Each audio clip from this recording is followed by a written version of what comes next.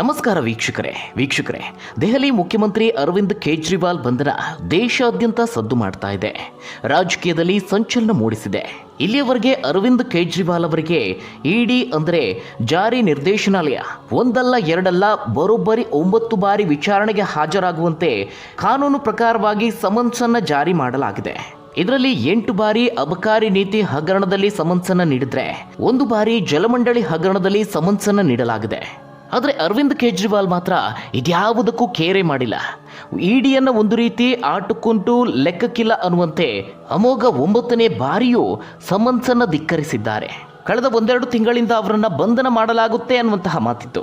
ಕೇಜ್ರಿವಾಲ್ ಅವರಿಗೂ ಬಂಧನದ ಭೀತಿ ಇತ್ತು. ಹೀಗಾಗಿ ಅವರು ದೆಹಲಿ ಹೈಕೋರ್ಟ್ ಮೊರೆ ಹೋಗ್ತಾರೆ. ಇಡಿ ಅಧಿಕಾರಿಗಳು ತನ್ನನ್ನು ಬಂಧಿಸದಂತೆ ತಡೆ ಕೋರಿ ಅರ್ಜಿಯನ್ನು ಸಲ್ಲಿಸ್ತಾರೆ. ಆದರೆ ದೆಹಲಿ ಹೈಕೋರ್ಟ್ ಅದನ್ನು ತಿರಸ್ಕರಿಸಿದೆ. ಆಗ ದೆಹಲಿ ಹೈಕೋರ್ಟ್ ಹೇಳಿದಂತಹ ಮಾತನ್ನು ಕೇಳಿ ಅರವಿಂದ್ ಕೇಜ್ರಿವಾಲ್ ಹಾಗೆ ಇಡಿ ಅಧಿಕಾರಿಗಳೇ ಶಾಕ್ಗೆ ಒಳಗಾಗ್ತಾರೆ. ಅರವಿಂದ್ ಕೇಜ್ರಿವಾಲ್ ಅವರನ್ನು ಇನ್ನೂ ಯಾಕೆ ಬಂಧಿಸಿಲ್ಲ ಅಂತ ಇಡಿ ಅಧಿಕಾರಿಗಳನ್ನು ಪ್ರಶ್ನೆ ಮಾಡುತ್ತೆ. ತಕ್ಷಣವೇ ಕೇಜ್ರಿವಾಲ್ ನಿವಾಸಕ್ಕೆ ತೆರಳಿದ್ದ ಇಡಿ ಅಧಿಕಾರಿಗಳು ವಿಚಾರಣೆಯನ್ನು ನಡೆಸಿದ್ದಾರೆ. ಆದರೆ ಸಮರ್ಪಕ ಉತ್ತರ ಸಿಗದ ಹಿನ್ನೆಲೆಯಲ್ಲಿ ದೆಹಲಿ ಮುಖ್ಯಮಂತ್ರಿಯನ್ನು ಈಗ ಬಂಧನ ಮಾಡಲಾಗಿದೆ. ಹೀಗಾಗಿ ಅರವಿಂದ್ ಕೇಜ್ರಿವಾಲ್ ಅವರು 2 ಪ್ರಕರಣದಲ್ಲಿ ಸಿಲುಕಿಕೊಂಡಿದ್ದಾರೆ. ಈಗ ಸದ್ಯ ಅವರ ಬಂಧನದಿಂದಾಗಿ ಪಕ್ಷದಲ್ಲಿ ಹಾಗೆ ದೆಹಲಿ ಸರ್ಕಾರದಲ್ಲಿ ನಾಯಕತ್ವದ ಬಿಕ್ಕಟ್ಟನ್ನು ಉಂಟು ಮಾಡಿದೆ. ಕೇಜ್ರಿವಾಲ್ ಅವರು ಜೈಲಿನಲ್ಲಿ ಇದ್ಕೊಂಡೇ ಸರ್ಕಾರವನ್ನು ನಡೆಸ್ತಾರೆ, ಯಾವುದೇ ಕಾರಣಕ್ಕೂ ರಾಜೀನಾಮೆ ಕೊಡೋದಿಲ್ಲ ಅಂತ ಆಮ್ ಆದ್ಮಿ ಪಾರ್ಟಿ ಹೇಳಿಕೊಂಡಿದೆ. ಜೈಲಿನಿಂದಲೇ ತಮ್ಮ ಕರ್ತವ್ಯವನ್ನು ನಿರ್ವಹಿಸಲಿದ್ದಾರೆ ಅಂತ ಹೇಳಿದೆ. ಆದರೆ ಜೈಲಿನಿಂದ ಮುಖ್ಯಮಂತ್ರಿಯಾಗಿ ಕೆಲಸ ಮಾಡೋದು ಸಾಂವಿಧಾನಿಕ ಬಿಕ್ಕಟ್ಟನ್ನು ಸೃಷ್ಟಿಸುವಂತಹ ಸಾಧ್ಯತೆ ಇರುತ್ತೆ. ಹೀಗಾಗಿ ಅರವಿಂದ್ ಕೇಜ್ರಿವಾಲ್ ಅವರು ರಾಜೀನಾಮೆಯನ್ನು ನೀಡಿ ಮತ್ತೊಬ್ಬರಿಗೆ ಅಧಿಕಾರವನ್ನು ಹಸ್ತಾಂತರ ಮಾಡಬೇಕಾಗುತ್ತೆ. ಹೀಗಾಗಿ ದೆಹಲಿಯ ಮುಂದಿನ ಮುಖ್ಯಮಂತ್ರಿ ಯಾರಾಗ್ತಾರೆ ಅನ್ನೋದು ಸಾಕಷ್ಟು ಕುತೂಹಲವನ್ನು ಮೂಡಿಸಿದೆ. ಸದ್ಯಕ್ಕೆ ಅರವಿಂದ್ ಕೇಜ್ರಿವಾಲ್ ಅವರ ಪತ್ನಿ ಸುನೀತಾ ಕೇಜ್ರಿವಾಲ್, ಕ್ಯಾಬಿನೆಟ್ ಸಚಿವರಾದಂತಹ ಅತೀಶಿ ಹಾಗೆ ಸೌರಭ್ ಭಾರದ್ವಾಜ್ ಅವರ ಹೆಸರುಗಳು ಕೇಳಿ ಬರ್ತಾ ಇದೆ.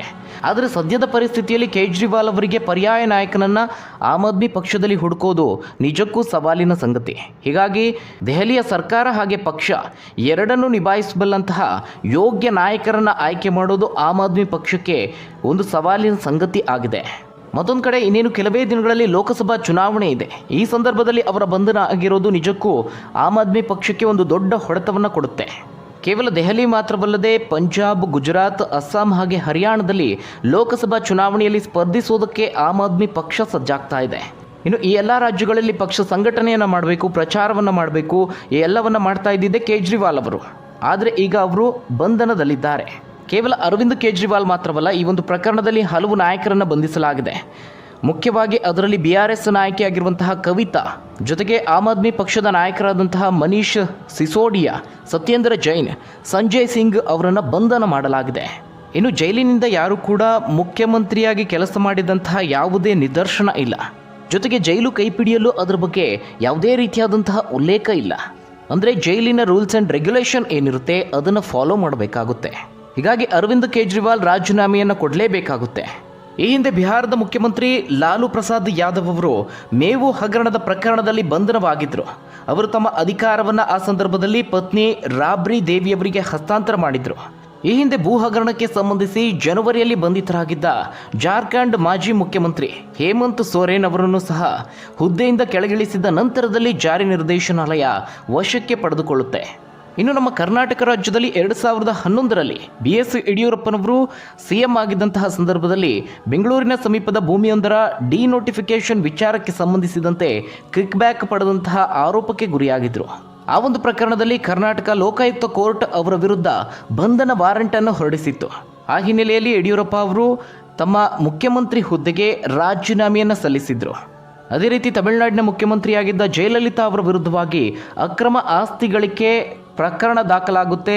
ಹೀಗಾಗಿ ವಿಶೇಷ ಕೋರ್ಟ್ ಏನು ಮಾಡುತ್ತೆ, 2014ರಲ್ಲಿ ಅವರನ್ನು ದೋಷಿ ಅಂತ ತೀರ್ಪನ್ನು ನೀಡುತ್ತೆ. ಆಗ ಜಯಲಲಿತಾ ಅವರು ಮುಖ್ಯಮಂತ್ರಿ ಸ್ಥಾನವನ್ನು ಕಳೆದುಕೊಳ್ತಾರೆ. ಹೀಗಾಗಿ ಇವೆಲ್ಲವನ್ನು ನೋಡ್ತಾ ಇದ್ದರೆ ದೆಹಲಿಯಲ್ಲಿ ಈಗ ಕೇಜ್ರಿವಾಲ್ ಅವರು ಮುಖ್ಯಮಂತ್ರಿ ಹುದ್ದೆಗೆ ರಾಜೀನಾಮೆಯನ್ನು ನೀಡಬೇಕಾದಂತಹ ಅನಿವಾರ್ಯತೆ ಇದೆ. ಆದರೆ ರಾಜೀನಾಮೆ ಕೊಡಲ್ಲ ಅಂತ ಹಠ ಹಿಡಿದಿದ್ದೇ ಆದಲ್ಲಿ ಈ ಬಗ್ಗೆ ಗೃಹ ಸಚಿವಾಲಯ ಕ್ರಮವನ್ನು ಕೈಗೊಳ್ಳುತ್ತೆ. ಕೇಜ್ರಿವಾಲ್ ಅವರು ಸಾರ್ವಜನಿಕ ಸೇವಕರಾಗಿರೋದ್ರಿಂದ ಕೇಂದ್ರ ಅವರನ್ನು ಅಮಾನತು ಅಥವಾ ಹುದ್ದೆಯಿಂದ ತೆಗೆದುಹಾಕುವಂತಹ ಅಧಿಕಾರವನ್ನು ಹೊಂದಿದೆ. ಯಾವುದೇ ಸರ್ಕಾರಿ ಅಧಿಕಾರಿಗಳು ಬಂಧನಕ್ಕೆ ಒಳಗಾದಂತಹ ಸಂದರ್ಭದಲ್ಲಿ ಯಾವ ವಿಧಾನವನ್ನು ಅನುಸರಿಸ್ತಾರೋ ಅದೇ ವಿಧಾನವನ್ನು ಈಗ ದೆಹಲಿ ಮುಖ್ಯಮಂತ್ರಿಗೂ ಅನುಸರಿಸಬೇಕಾಗುತ್ತೆ. ಹೀಗಾಗಿ ತಕ್ಷಣಕ್ಕೆ ಅವರನ್ನು ಸೇವೆಯಿಂದ ಅಮಾನತುಗೊಳಿಸಬಹುದಾದಂತಹ ಸಾಧ್ಯತೆ ಇದೆ. ಇನ್ನು ಈ ಒಂದು ಪ್ರಕರಣದಲ್ಲಿ ಕೇಜ್ರಿವಾಲ್ ಅವರ ತಂಡ ಸುಪ್ರೀಂ ಕೋರ್ಟ್ ಮೆಟ್ಟಿಲೇರಿದೆ. ಈಗಾಗಲೇ ಸುಪ್ರೀಂ ಕೋರ್ಟ್ನಲ್ಲಿ ಮೇಲ್ಮನವಿಯನ್ನು ಸಲ್ಲಿಸಿ ತುರ್ತು ವಿಚಾರಣೆಗೆ ಒತ್ತಾಯವನ್ನು ಮಾಡಿದೆ. ಇದರ ನಡುವೆ ಅವರ ಬಂಧನವನ್ನು ವಿರೋಧಿಸಿ ಆಪ್ ಕಾರ್ಯಕರ್ತರು ಪ್ರತಿಭಟನೆಯನ್ನು ಮಾಡ್ತಿದ್ದಾರೆ.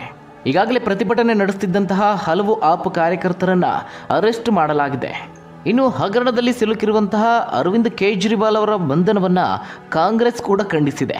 ಪ್ರಿಯಾಂಕಾ ಗಾಂಧಿ ವಾದ್ರಾ ಅವರು ಇದಕ್ಕೆ ವಿರೋಧವನ್ನು ವ್ಯಕ್ತಪಡಿಸಿದ್ದಾರೆ. ಜಾರಿ ನಿರ್ದೇಶನಾಲಯದ ಕ್ರಮವನ್ನು ಸಂಪೂರ್ಣ ತಪ್ಪು ಹಾಗೆ ಅಸಂವಿಧಾನಿಕ ಅಂತ ಕರೆದಿದ್ದಾರೆ. ಚುನಾವಣೆಯ ಕಾರಣದಿಂದಾಗಿ ದೆಹಲಿ ಮುಖ್ಯಮಂತ್ರಿಯನ್ನು ಈ ರೀತಿಯಾಗಿ ಗುರಿ ಮಾಡೋದು ಸಂಪೂರ್ಣ ತಪ್ಪು ಹಾಗೆ ಅಸಂವಿಧಾನಿಕ ಅಂತ ಬರೆದುಕೊಂಡಿದ್ದಾರೆ. ಆದರೆ ಹಗರಣದಲ್ಲಿ ಸಿಲುಕಿಕೊಂಡಿರುವಂತಹ ಓರ್ವ ನಾಯಕನನ್ನು ಈ ರೀತಿಯಾಗಿ ಸಮರ್ಥಿಸಿಕೊಳ್ಳೋದು ಯಾವ ರೀತಿಯ ಕಾಂಗ್ರೆಸ್ ನಿಲುವು ಅನ್ನೋದು ಪ್ರಶ್ನೆ ಮೂಡಿಸ್ತಾ ಇದೆ. ಒಟ್ಟಾರೆಯಾಗಿ ಸದ್ಯಕ್ಕೆ ದೆಹಲಿಯ ಮುಖ್ಯಮಂತ್ರಿ ಸ್ಥಾನಕ್ಕೆ ಪರ್ಯಾಯ ನಾಯಕನ ಹುಡುಕಾಟದಲ್ಲಿ ಆಮ್ ಆದ್ಮಿ ಪಕ್ಷ ಇದೆ. ಆದರೆ ಅರವಿಂದ್ ಕೇಜ್ರಿವಾಲ್ ಮಾತ್ರ ಆಪ್ನಲ್ಲಿ ಅನನ್ಯ ನಾಯಕನಾಗಿ ಹೊರಹೊಮ್ಮಿದ್ದಾರೆ. ಇನ್ನು ಅರವಿಂದ್ ಕೇಜ್ರಿವಾಲ್ ಅವರು ದೆಹಲಿಯ ಮುಖ್ಯಮಂತ್ರಿಯಾಗಿದ್ದು ಒಂದು ರೋಚಕವಾದ ಸಂಗತಿ. ಅವರು ಮುಖ್ಯಮಂತ್ರಿ ಆಗೋದಕ್ಕೂ ಮುಂಚೆ ಟಾಟಾ ಸ್ಟೀಲ್ ಕಂಪನಿಯಲ್ಲಿ ಕೆಲಸವನ್ನು ಮಾಡ್ತಿದ್ರು ಅಂದರೆ ನೀವು ನಂಬಲೇಬೇಕು. ಹರಿಯಾಣದ ಹಿಸಾರ್ನಲ್ಲಿ ಜೂನ್ 16, 1968ರಲ್ಲಿ ಜನಿಸಿದಂತಹ ಅವರು ಮೆಕ್ಯಾನಿಕಲ್ ಇಂಜಿನಿಯರಿಂಗ್ ಪದವಿಯನ್ನು ಪೂರೈಸಿದ್ದಾರೆ. ತಮ್ಮ ಪದವಿ ಮುಗಿದಂತಹ ವರ್ಷವೇ ಟಾಟಾ ಸ್ಟೀಲ್ ಕಂಪನಿಯಲ್ಲಿ ಕೆಲಸವನ್ನು ಗಿಟ್ಟಿಸಿಕೊಳ್ತಾರೆ. ನಂತರ 1992ರಲ್ಲಿ ಆ ಒಂದು ಕೆಲಸಕ್ಕೆ ವಿದಾಯವನ್ನು ಹೇಳಿ ನಾಗರಿಕ ಸೇವಾ ಪರೀಕ್ಷೆಯಲ್ಲಿ ಅರ್ಹತೆಯನ್ನು ಪಡೆದುಕೊಳ್ತಾರೆ. ಅಂತಿಮವಾಗಿ 1995ರಲ್ಲಿ ಕಂದಾಯ ಇಲಾಖೆಯ ಕೆಲಸಕ್ಕೆ ಸೇರಿಕೊಳ್ತಾರೆ. ಇದೆಲ್ಲದರ ಮಧ್ಯೆ ಅವರು ಸಮಾಜ ಸೇವೆಯಲ್ಲಿ ಸಾಕಷ್ಟು ಆಸಕ್ತಿಯನ್ನು ಹೊಂದಿದ್ರು. ಕಲ್ಕತ್ತಾದ ಮದರ್ ತೆರೆಸಾ ಅವರ missionaries of charity, Ramakrishna mission, Nehru Yuva Kendra ಸೇರಿದಂತೆ ನಾನಾ ಸಮಾಜ ಸೇವಾ ಸಂಸ್ಥೆಗಳ ಚಟುವಟಿಕೆಯಲ್ಲಿ ತಮ್ಮನ್ನು ತಾವು ತೊಡಗಿಸಿಕೊಳ್ತಾರೆ. ಸಮಾಜ ಸೇವೆಯಲ್ಲಿ ತೀವ್ರತರವಾದ ಆಸಕ್ತಿಯನ್ನು ಹೊಂದಿದ್ರು. ಇದರ ಜೊತೆಗೆ ಸರ್ಕಾರಿ ಕಚೇರಿಗಳಲ್ಲಿ, ವ್ಯವಹಾರಗಳಲ್ಲಿ ಹಾಗೆ ರಾಜಕಾರಣಿಗಳ ಭ್ರಷ್ಟಾಚಾರ ಏನಿದೆ ಇದರ ವಿರುದ್ಧವಾಗಿ ಹೋರಾಡುವಂತಹ ಮನೋಭಾವವನ್ನು ಬೆಳೆಸಿಕೊಳ್ತಾರೆ. ಭ್ರಷ್ಟಾಚಾರದ ವಿರುದ್ಧವಾಗಿ ಜನರಲ್ಲಿ ಅರಿವು ಮೂಡಿಸುವಂತಹ ಸಾಕಷ್ಟು ಕೆಲಸಗಳನ್ನು ಮಾಡ್ತಾರೆ. ಇದೇ ಕಾರಣಕ್ಕೆ ಅವರು ಆದಾಯ ತೆರಿಗೆ ಇಲಾಖೆಯ ಜಂಟಿ ಆಯುಕ್ತ ಹುದ್ದೆಗೆ ರಾಜೀನಾಮೆಯನ್ನು ಕೊಡ್ತಾರೆ. ಕೊನೆಗೆ 2006ರಲ್ಲಿ ಅವರು ದೆಹಲಿ ಮೂಲದ ನಾಗರಿಕರನ್ನು ಒಳಗೊಂಡಂತಹ ಪರಿವರ್ತನಾ ಎಂಬ ಸಂಘವನ್ನು ಹುಟ್ಟುಹಾಕ್ತಾರೆ. ಆ ಸಂಘದ ಮೂಲಕವಾಗಿ ಭ್ರಷ್ಟಾಚಾರದ ವಿರುದ್ಧ ಹೋರಾಡುವಂತಹ ಕೆಲಸವನ್ನು ಮಾಡ್ತಾರೆ. ಇನ್ನು ಅರವಿಂದ್ ಕೇಜ್ರಿವಾಲ್ ಅವರು ದೇಶಾದ್ಯಂತ ಸದ್ದು ಮಾಡಿದ್ದು ಅಂತ ಹೇಳಿದ್ರೆ ಅದು ಜನಲೋಕಪಾಲ್ ಮಸೂದೆಯ ಮೂಲಕವಾಗಿ. ಈ ಬಗ್ಗೆ 2011ರ ಸಂದರ್ಭದಲ್ಲಿ ಆದಂತಹ ವಿದ್ಯಮಾನಗಳು ನಿಮಗೆ ನೆನಪಿರಬಹುದು.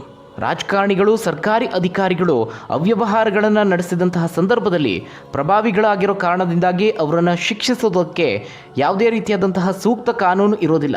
ಇದನ್ನು ಅರಿತಂತಹ ಒಂದಷ್ಟು ಜನ ಅಂದರೆ ಕೇಜ್ರಿವಾಲ್ ಆಗಿರಬಹುದು, ಕಿರಣ್ ಬೇಡಿ, ಶಾಂತಿಭೂಷಣ್, ಪ್ರಶಾಂತ್ ಭೂಷಣ್ ಹಾಗೆ ಕರ್ನಾಟಕದ ಸಂತೋಷ್ ಹೆಗಡೆ ಅವರು ಸೇರಿದಂತೆ ಇವರೆಲ್ಲರೂ ಸೇರಿ ಭ್ರಷ್ಟರಿಗೆ ಶಿಕ್ಷೆ ನೀಡೋದಕ್ಕೆ ಜನಲೋಕಪಾಲ್ ಮಸೂದೆಯನ್ನು ಜಾರಿಗೆ ತರಬೇಕು ಅಂತ ಸರ್ಕಾರವನ್ನು ಒತ್ತಾಯಿಸ್ತಾರೆ. ಇದೇ ಸಂದರ್ಭದಲ್ಲಿ 2011ರಲ್ಲಿ ಹಿರಿಯ ಗಾಂಧಿವಾದಿ ಆದಂತಹ ಅಣ್ಣಾ ಹಜಾರೆ ಅವರು ಭ್ರಷ್ಟರ ವಿರುದ್ಧ ಹೋರಾಟಕ್ಕಾಗಿ ಅಖಾಡಕ್ಕೆ ಇಳಿತಾರೆ. ಭಾರತವನ್ನು ಭ್ರಷ್ಟಾಚಾರದಿಂದ ಮುಕ್ತಗೊಳಿಸೋಣ ಅನ್ನುವಂತಹ ಒಂದು ಉದ್ದೇಶದೊಂದಿಗೆ 2011ರ ಆಗಸ್ಟ್ 15ರ ಒಳಗಾಗಿ ಜನಲೋಕಪಾಲ್ ಮಸೂದೆಯನ್ನು ಜಾರಿಗೆ ತರಬೇಕು ಅಂತ ಒತ್ತಾಯ ಮಾಡಿ ಜನಾಂದೋಲನವನ್ನು ಶುರು ಮಾಡ್ತಾರೆ. ಆದರೆ ಆ ಸಂದರ್ಭದಲ್ಲಿ ಇದ್ದಂತಹ ಕಾಂಗ್ರೆಸ್ ಸರ್ಕಾರ ಇದ್ಯಾವುದಕ್ಕೂ ತಲೆ ಕೆಡಿಸಿಕೊಳ್ಳೋದಿಲ್ಲ. ಹೀಗಾಗಿ ಅಣ್ಣಾ ಹಜಾರೆ ಹಾಗೆ ಅವರ ತಂಡ ಉಪವಾಸ ಸತ್ಯಾಗ್ರಹವನ್ನು ಆರಂಭಿಸ್ತಾರೆ.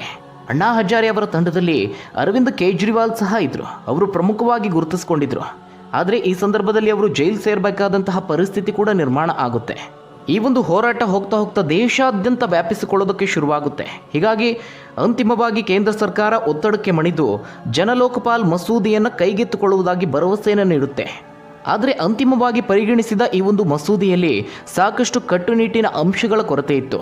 ಹೀಗಾಗಿ ಸರ್ಕಾರದ ಸಂಸತ್ತಿನಲ್ಲಿ ಒಂದು ದುರ್ಬಲ ಮಸೂದೆಯಾಗಿ ಇದು ಮಂಡನೆಗೊಳ್ಳುತ್ತೆ. ಅಂತಿಮವಾಗಿ ಲೋಕಸಭೆಯಲ್ಲಿ ಇದು ಅಂಗೀಕಾರಗೊಂಡರೂ ಸಹ ರಾಜ್ಯಸಭೆಯಲ್ಲಿ ಇದನ್ನು ತಿರಸ್ಕರಿಸಲಾಗುತ್ತೆ. ಹೀಗಾಗಿ ಕೇಜ್ರಿವಾಲ್ ಅವರು ಒಂದಷ್ಟು ಜನರೊಂದಿಗೆ ಸೇರಿ ಮತ್ತೆ ಹೋರಾಟವನ್ನು ನಡೆಸ್ತಾರೆ. ಆದರೆ ಯಾವುದೇ ಪ್ರಯೋಜನ ಆಗೋದಿಲ್ಲ. ಸರ್ಕಾರ ಇದಕ್ಕೆ ಜಗ್ಗೋದಿಲ್ಲ ಅಂತ ಹೇಳಿ ಕೇಜ್ರಿವಾಲ್ ಅವರು ತಮ್ಮದೇ ಆದಂತಹ ಒಂದು ಪಕ್ಷವನ್ನು ರಚಿಸಿ ರಾಜಕೀಯಕ್ಕೆ ಧುಮುಕ್ತಾರೆ.